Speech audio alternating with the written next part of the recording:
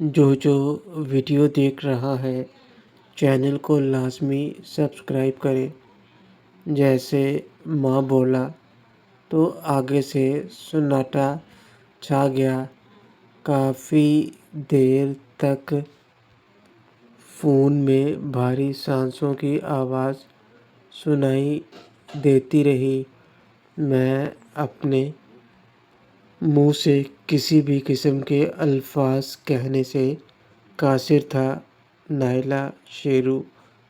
میں: ہاں ماں، تیرا شیرو۔ نائلہ: تم کہاں ہو بیٹا؟ مجھے تمہیں دیکھنا ہے۔ میرے تو کان ترس گئے تھے تیری آواز سننے کے لیے۔ تو کہاں چلا گیا تھا میرا بیٹا؟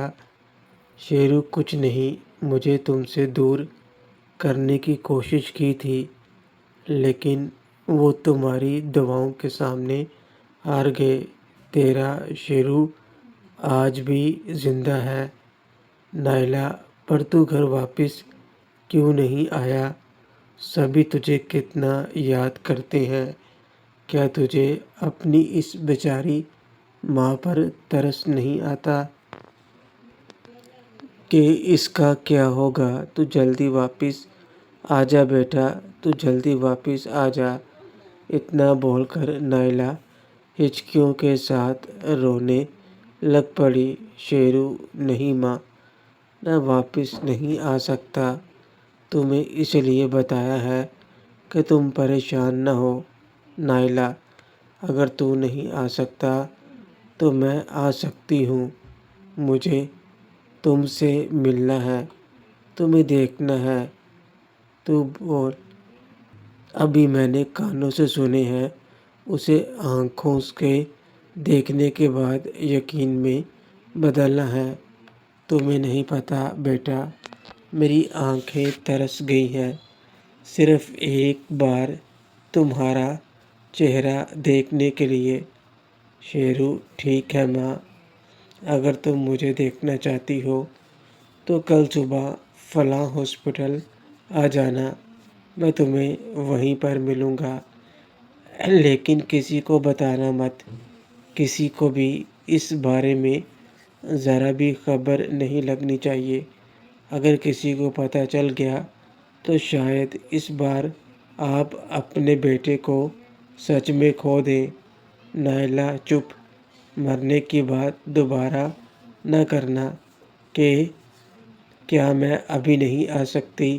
میں ابھی آ رہی ہوں وہاں پر۔ شیرو: نہیں ماں، آج نہیں، کل ہی آنا، کیونکہ آج میں وہاں پر نہیں رہوں گا۔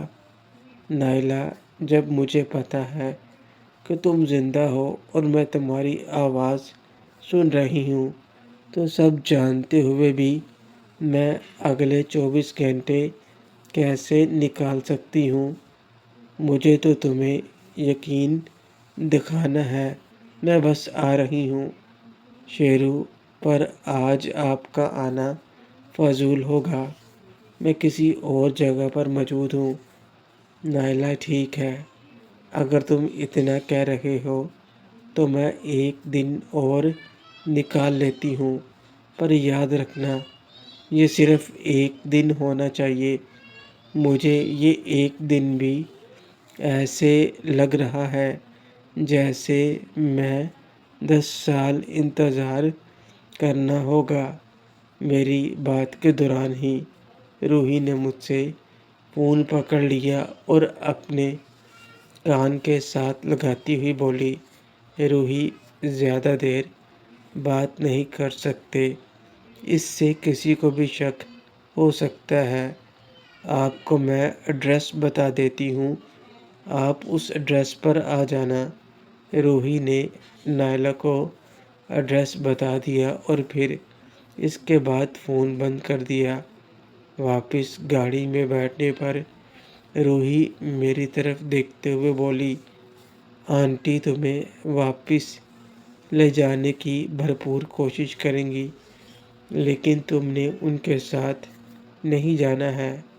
شیرو: میں بھی یہی سوچ رہا ہوں کہ مجھے واپس لے جانے کی بھرپور کوشش کریں گی، لیکن میں انہیں منع کیسے کروں گا؟ تبھی تو ان سے ایک دن کا ٹائم مانگا ہے کہ میں کسی نتیجے پر پہنچ سکوں۔ مجھے وہ فائل ہر حالت میں چاہیے۔ پچھلے 10 دنوں سے تم لوگوں کو کہہ رہی ہوں، لیکن مجھے لگتا ہے کہ لاتوں کے بھوت باتوں سے نہیں مانتے۔ اگر شام تک وہ فائل میرے ٹیبل پر نہ ملی تو پھر دیکھنا میں تم لوگوں کا کیا حال کرتی ہوں۔ میڈم، ہم پچھلے کئی دنوں سے کوشش کر رہے ہیں، لیکن ہمیں وہ فائل مل ہی نہیں رہی۔ آج ہم اس دن والا ریکارڈ کھنگالتے ہیں جس دن یہ سارا واقعہ ہوا تھا۔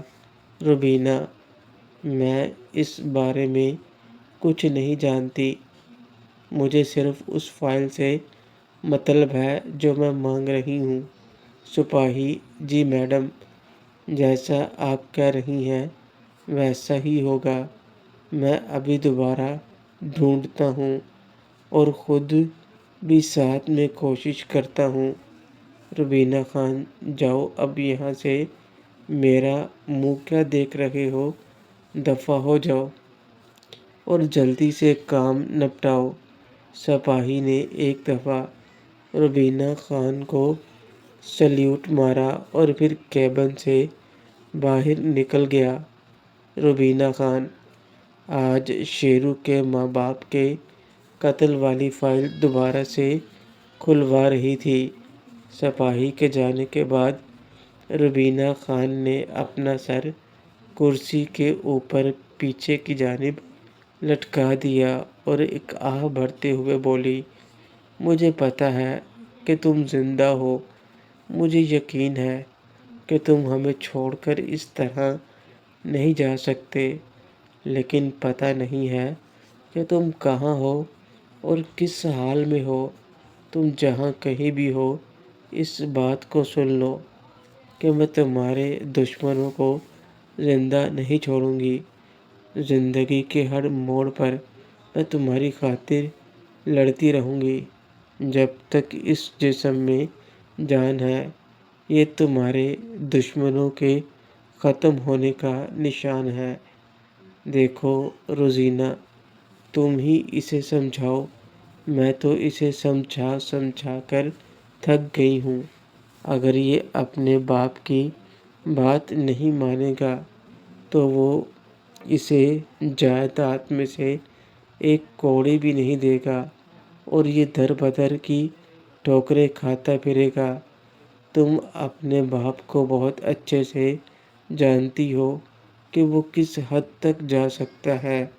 یہ ہما تھی جو ناصر کو سمجھا رہی تھی۔ سکندر اسے مہرین سے شادی کرنے کو بول رہا تھا، لیکن ناصر تھا جو اس کی یہ بات نہیں مان رہا تھا۔ روزینہ: ماں، آپ ایسا کیسے کر سکتے ہیں؟ ناصر تو کسی اور کو پسند کرتا ہے اور شادی بھی اس سے کرے گا۔ کیا آپ کا دل نہیں بھرا پہلے میرے ساتھ یہ سب کرتے ہوئے اور اب بھائی کو بھی نہیں بخش رہی؟ ہما: کیا بکواس کر رہی ہو تم؟ ہم نے کون سا تمہارا برا چاہا ہے؟ جہاں تمہاری شادی کروائی ہے وہ لوگ اربوں کے مالک ہیں اور تم شہزادیوں کی طرح رہ رہی ہو۔ اس کے آگے اور تمہیں کیا چاہیے؟ روزینہ: ماں، پیسہ ہی سب کچھ نہیں ہوتا۔ ایک عورت کو پیار چاہیے ہوتا ہے، عزت چاہیے ہوتی ہے، اور میں یہ باتیں آپ سے کیوں کر رہی ہوں؟ آپ تو چھوڑو، جانے دو۔ اور ایک بات میری بھی دھیان سے سن لیں، مہرین کو اپنی بہو کا خواب بنانے اپنے دل سے نکال دیں۔ جس دن بھی آپ نے ایسا کیا، آپ مجھے کھو دیں گی۔ اس کے ساتھ ہی روزینہ اپنی جگہ سے اٹھی اور پیر پٹکتی سیدھا ناصر کے کمرے میں آ گئی اور آتے ہی اپنے بھائی کو گلے لگا لیا اور اس سے بولی، روزینہ بھائی، جیسا یہ لوگ چاہتے ہیں آپ ویسا بالکل بھی مت کرنا۔ ناصر، میں کوئی پاگل ہوں جو ایسی ویسی کوئی حرکت کروں گا؟ مجھے پتہ ہے مہرین شیرو کو پیار کرتی ہے اور شیرو مہرین کو۔ مہرین کبھی بھی مجھے قبول نہیں کر پائے گی۔ روزینہ، ہاں میرے بھائی، مجھے پتہ ہے، تبھی تو میں یہاں پر آئی ہوں۔ اور آتے ہی جب میں نے یہ سنا کہ یہ لوگ تمہیں فورس کر رہے ہیں مہرین سے شادی کرنے کے لیے، ان لوگوں نے پہلے میرے ساتھ دھوکہ کیا اور اب یہ لوگ تمہارے ساتھ کیا۔ یہ میرے سگے ماں باپ ہیں جو اس طرح ہمارے ساتھ پیش آ رہے ہیں۔ ناصر، ان لوگوں نے اگر زیادہ مجھے فورس کیا تو میں گھر چھوڑ کر ہمیشہ ہمیشہ کے لیے چلا جاؤں گا۔ پھر یہ لوگ دیکھتے رہیں گے اور کرتے رہیں گے اپنی من مانیاں۔ ہاسپٹل جانے سے پہلے روحی مجھے گھر پر چھوڑ کر گئی تھی۔ میں کیا تھا اور میرے ساتھ کیا ہو گیا؟ میں نے تو کبھی ان لوگوں کے بارے میں برا نہیں سوچا تھا، پر ان لوگوں نے میرے ساتھ ایسا کیوں کیا؟ کیا میں نے کبھی ان کے ساتھ برا کیا؟ میں نے تو کئی بار اپنی جان پر کھیل کر ان کی جان بچائی، لیکن وہ لوگ کم از کم میری بات پر یقین تو کرتے۔ میرا دماغ ابھی انہی سوچوں میں گم تھا کہ اسی دوران میرے فون کی گھنٹی بجنے لگی۔ ویسے تو میرے خود کا موبائل اسی دن سے ختم ہو گیا تھا جس دن میرے ساتھ اتنا بڑا حادثہ ہوا تھا۔ یہ روحی نے مجھے ایک نئے نمبر والا موبائل لے کر دیا تھا، ضرورت پڑنے پر وہ مجھے کال کر کے یا میں اس کو کال کر سکوں۔ اور اب میرے فون پر جو کال آئی تھی وہ کسی اور کی نہیں بلکہ روزینہ کی تھی۔ میں نے کال کو اوکے کرنے کے بعد جب موبائل کو اپنے کان کے ساتھ لگایا تو آگے سے روزینہ بولی، مجھے بتانا تو نہیں چاہیے لیکن پھر بھی ایک بات سے آگاہ کر رہی ہوں۔ شیرو، کیسی بات؟ کھل کر بتاؤ، تم کہنا کیا چاہ رہی ہو جو تم اچھے سے جانتی ہو کہ مجھے پہیلیاں بالکل بھی پسند نہیں۔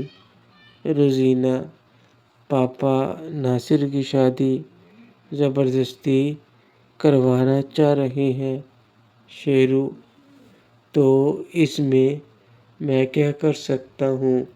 یہ تو ان کے گھر کا مسئلہ ہے۔ روزینہ، مسئلہ ان کے گھر کا نہیں تمہارا ہے، کیونکہ وہ اور کسی سے نہیں بلکہ مہرین سے اس کی شادی کروانا چاہ رہے ہیں۔ روزینہ کی بات سن کر کچھ دیر کے لیے تو میں بالکل خاموش ہو گیا۔ میری آنکھوں کے سامنے تارے ناچنے لگے، میرے پاؤں کے نیچے سے زمین نکل گئی، میری آنکھوں کے سامنے بالکل اندھیرا چھا گیا۔ مجھے ایسا لگا جیسے میری دنیا ختم ہو گئی ہے۔ مجھے ایسے محسوس ہو رہا تھا جیسے میرے جسم میں سے روح نکل گئی ہو۔ وہاں سے روزینہ بار بار ہیلو ہیلو کر رہی تھی پر میں کوئی جواب نہیں دے پا رہا تھا۔ میرا جسم بالکل سن پڑ گیا تھا۔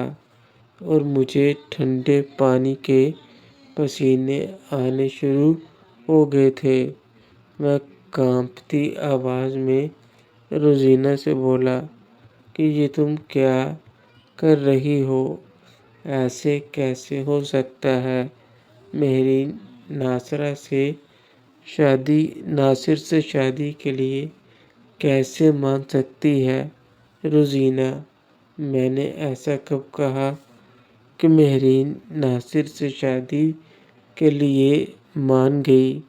یہ بات ہمارے گھر میں ہو رہی ہے، اس لیے تمہیں بتائی ہے، اور ناصر بھی نہیں مان رہا شادی کے لیے، وہ بھی گھر چھوڑنے کی بات کر رہا ہے، لیکن پتہ نہیں کس نے میرے باپ کے ذہن میں یہ بات ڈالی ہے۔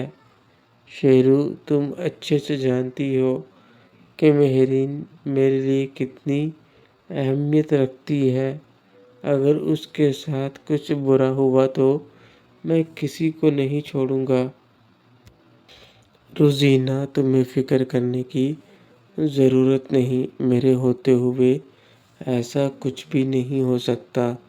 میں نے تمہیں اس لیے بتایا تاکہ تمہیں پتہ ہو، اور میں تمہیں پل پل کی خبر دیتی رہوں گی۔ اگر میں تمہیں نہ بتاتی اور تمہیں کسی اور سے پتہ چلتا تو تمہیں مجھ پر غصہ آتا اور مجھ سے ناراض ہو جاتے کہ پتہ ہونے کے باوجود میں نے تمہیں اس بارے میں بتایا کیوں نہیں۔ شیرو: میں تم سے ناراض نہیں ہوں، مشکل وقت میں تم نے میرا ساتھ دیا ہے۔ روزینہ: مشکل وقت میں نے تمہارا کچھ بھی ساتھ نہیں دیا، میں تو اس وقت آئی جب تم بالکل ٹھیک تھے، اور تمہارا ساتھ صرف اور صرف روحی نے دیا ہے۔ شیرو: ہاں مجھے پتہ ہے، ان کا احسان تو میں زندگی بھر نہیں بھول سکتا۔ اب میں رکھتا ہوں، اور تم پل پل کی خبر مجھے دیتی رہنا۔ روزینہ: ٹھیک ہے، میں بھی اب رکھتی ہوں۔ نائلہ جب کمرے سے نکلی تو اس کے چہرے پر الگ خوشی تھی جو اس کے لاکھ چھپانے سے بھی چھپ نہیں رہی تھی۔ دیبا اور مائرہ بھی اس خوشی کے بارے میں جاننا چاہ رہی تھیں۔ یہ خوشی فون سننے کے بعد سے تھی، جبکہ ناصرہ نے بھی نائلہ کو دیکھا تو نائلہ اس طرح مسکرا رہی ہیں جسے دیکھ کر ناصرہ کو بھی خوشی ہوئی، کیونکہ وہ جب سے یہاں آئی تھی اسے نائلہ کے چہرے پر مسکراہٹ نہیں دیکھی تھی۔ نائلہ تو کیا، اس نے کسی کے چہرے پر بھی مسکراہٹ نہیں دیکھی تھی، اور آج سب جب نائلہ کو دیکھ کر خوش ہو رہے تھے کہ یہ فون سننے کے بعد نائلہ کو ایسا کیا ہوا کہ وہ بالکل خوش نظر آ رہی ہے۔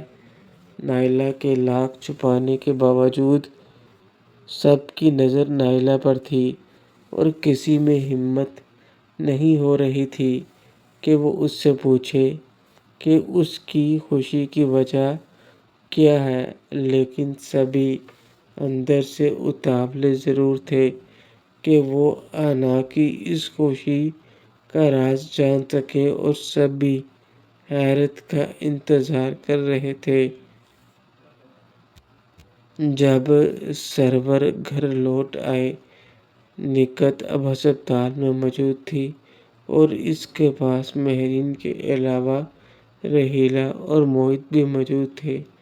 باقی سب اپنے اپنے گھر چلے گئے تھے، جبکہ شاہد نے خاص طور پر موہت کی ڈیوٹی لگائی تھی کہ وہ نکہت خالہ کے پاس رہے گا اور انہیں جو بھی چیز کی ضرورت ہوگی انہیں لا دے گا۔